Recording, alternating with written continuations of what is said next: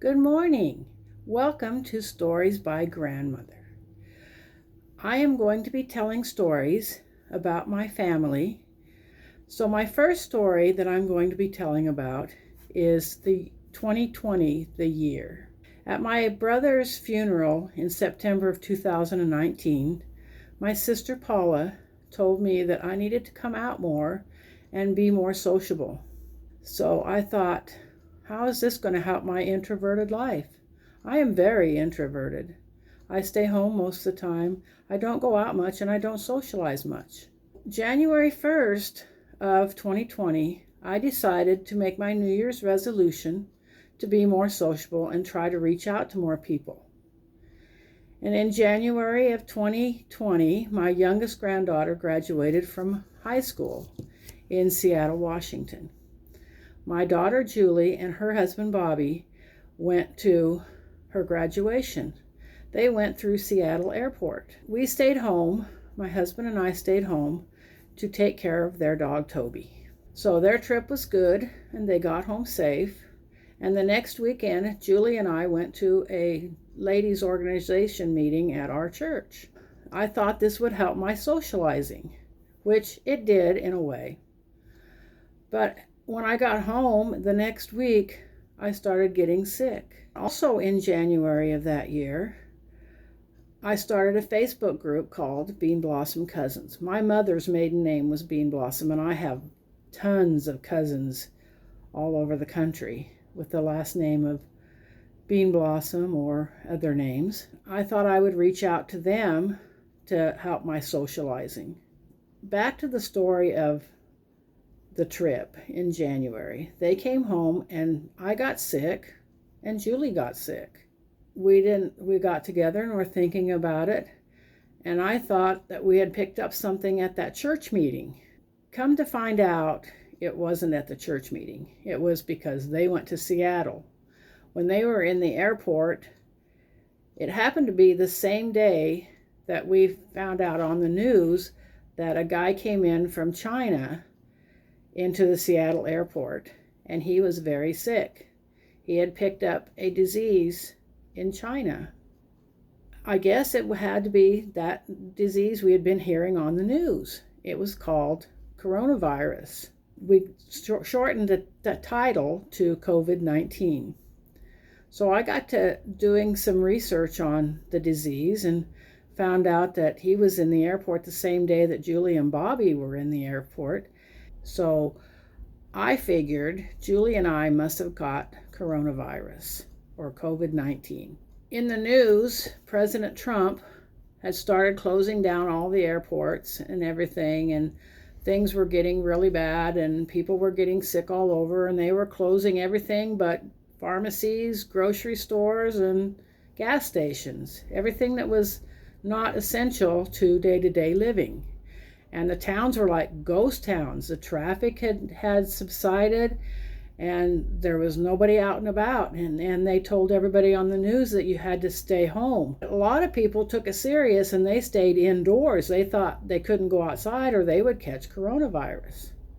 But that wasn't true, because coronavirus wasn't outside, out and about, lurking about as a monster.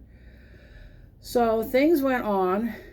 People were hoarding such things as hand sanitizer, cleaning products, and of all things, toilet paper. I guess they thought they were going to poop more once they got sick. I don't know.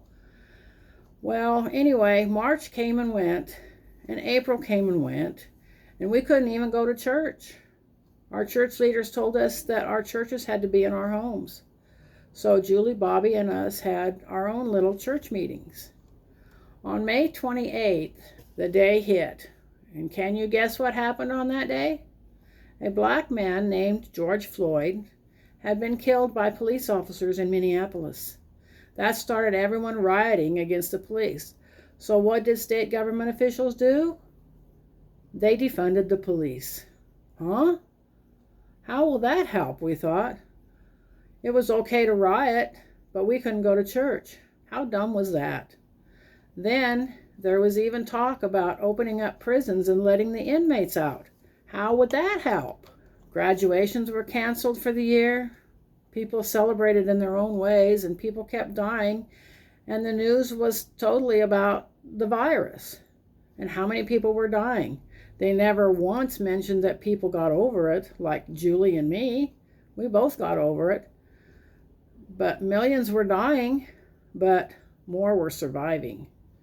Anyway, summer came and went, and America started opening up gradually.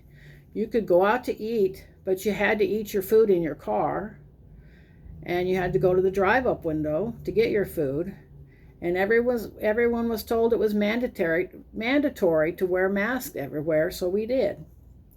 August came and they started talking about school starting back up. They needed their football games, and you could go to football games in Walmart, but you still couldn't go to church, and a lot of the children couldn't even go back to school. People were still dying, and I remember one incident where a woman was fighting with the government over her husband's death. It was listed on his death certificate that he died of COVID, but he didn't. And that is what she was trying to get done, was to change his death certificate to read the real cause of death. So I started to thinking, how many of those so-called COVID deaths were really COVID deaths and not accidents, heart attacks, who knows what else? They did, however, cancel Trick or Treat that year. And I guess they figured they were, of course, wearing masks. So maybe they could trick or treat. Thanksgiving came and went. We were supposed to not have big gatherings. So we just had dinner at home with Julie and Bobby and the missionaries from our church. So here we are, December. And nothing much has changed. The death toll is still rising, and people, I guess, are getting tired of the pandemic. And things are getting back to normal. I wrote in December that we were still wearing masks, and in the news a few days after that, people over 65 shouldn't go out to shop. And so you had to get people to bring you your food. Well, I'm sorry, I'm from the old school, and I like to do my own shopping. So we kept shopping. We just wore our masks. My New Year's resolution for that year, remember, was that I was going to be more sociable. Well, that was the year that we had to social distance. We couldn't shake hands. We had to stand 6 feet apart. We had to wear masks. Even the deaf people were complaining because they couldn't read lips anymore because everyone was wearing masks. I guess I'll have to go back to my introverted life because the virus still runs its course today. I do believe that I had it back in February of 2020. And back to my Bean Blossom cousins on Facebook, I had posted many things about our family and our ancestors, and Julie posted about her family, and I only got one other response. And I thought, okay, now maybe others will respond as well. I was wrong. I went back to Angie's post a couple days later, and everything was gone.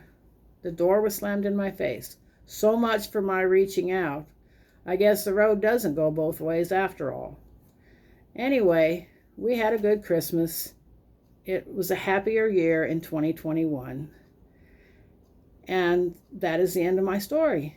So we will see where life goes from now on. So meet me back next time for more stories by Grandma. Thank you.